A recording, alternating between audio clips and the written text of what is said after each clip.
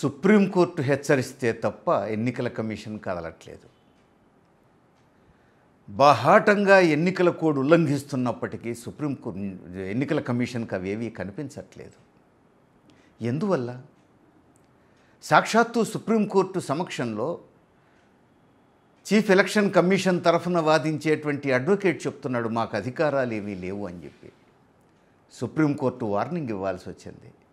అధికారాలు మీరు తెలుసుకుంటారా, మేము చెప్పాలా అని చెప్పేసి హెచ్చరించాల్సి వచ్చింది. చీఫ్ ఎలక్షన్ కమిషనర్ను కోర్టుకు పిలవాల్సి ఉంటుంది అని చెప్పేసి వార్న్ చేయాల్సి వచ్చింది. అప్పుడు కానీ ఎన్నికల కమిషన్ కదలలేదు. ఎందువల్ల? 7 దశాబ్దాల స్వతంత్ర భారతదేశంలో ఎన్నికల కమిషన్కి ఎందుకు ఈ దుర్గతి పట్టింది?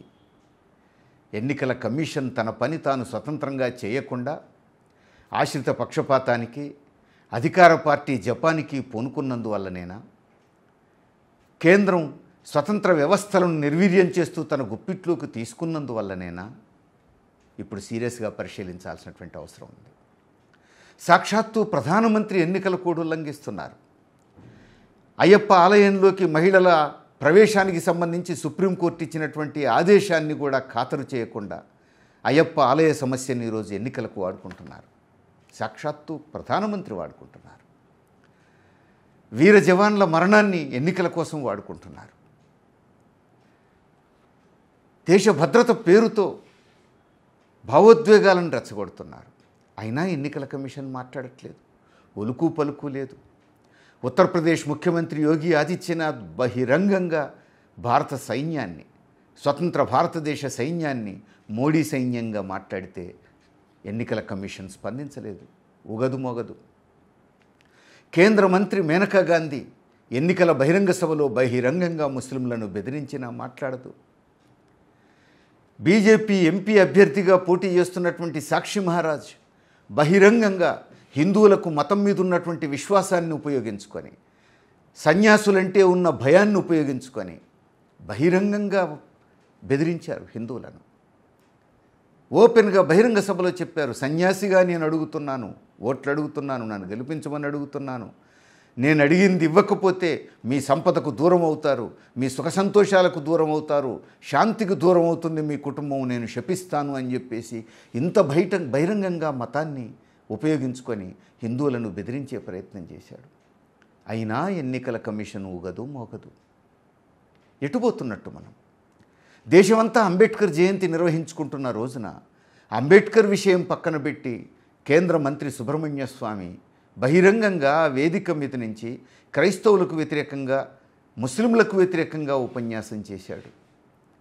ఎన్నికల సమయం క్రైస్తవులు ముస్లింలకు వ్యతిరేకంగా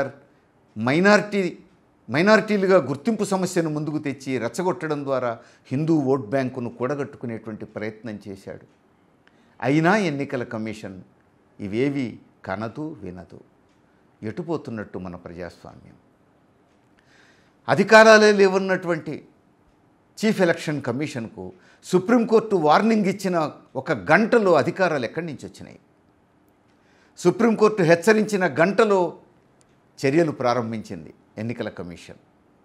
మరి అంతకుముందు 1 గంట క్రితం వరకు లేని అధికారాలు ఈ గంటలోనే ఎక్కడి నుంచి వచ్చినాయి? అంటే తమకున్న అధికారాలు ఏమిటో కూడా తాము పట్టించుకోరన్నమాట.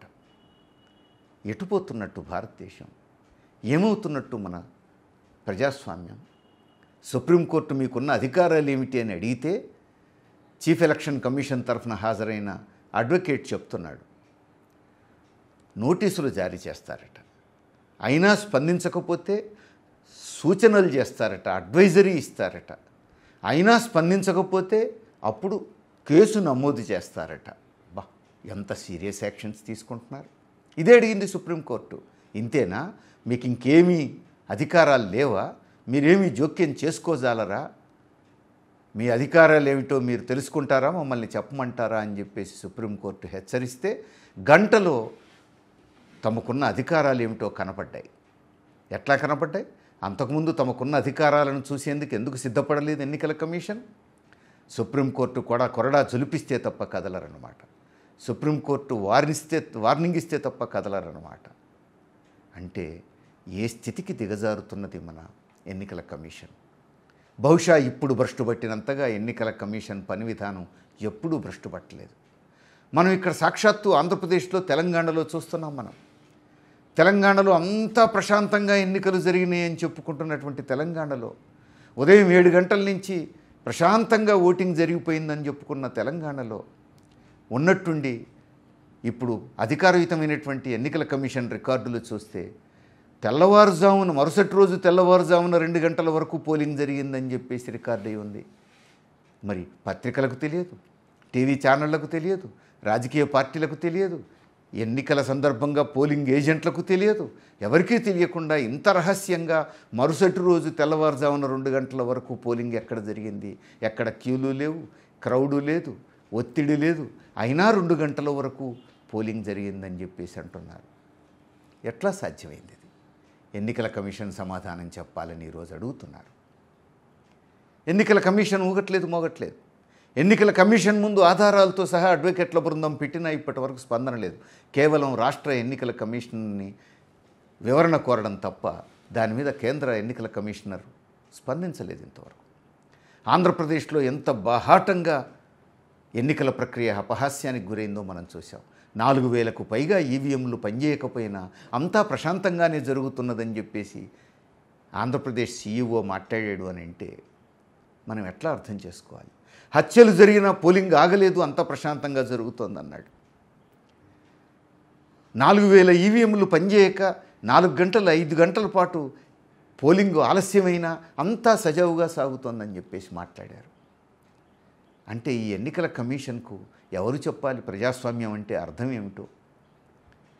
అందుకని ప్రజాస్వామ్య వ్యవస్థలో ఎన్నికల కమిషన్ ఈ స్థాయికి భ్రష్టుపట్టిపోయిన తర్వాత ఈ ప్రజాస్వామ్యాన్ని కాపాడాల్సింది ఎవరు?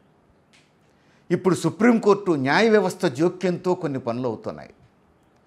కానీ న్యాయ వ్యవస్థ మీద కూడా కేంద్రం కొరడా జులిపించే ప్రయత్నం, ఒత్తిడి చేసే ప్రయత్నం జరుగుతున్నదని అనేక వార్తలు వింటున్నాం మనం.